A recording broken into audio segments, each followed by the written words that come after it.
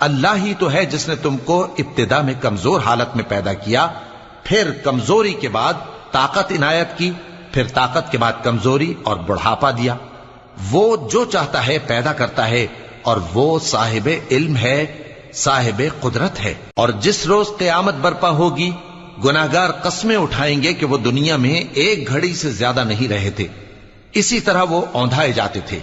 اور جن لوگوں کو علم اور ایمان دیا گیا تھا وہ کہیں گے کہ اللہ کی کتاب کے مطابق تم قیامت تک رہے ہو، اور یہ قیامت ہی کا دن ہے، لیکن تم کو اس کا یقین ہی نہ تھا۔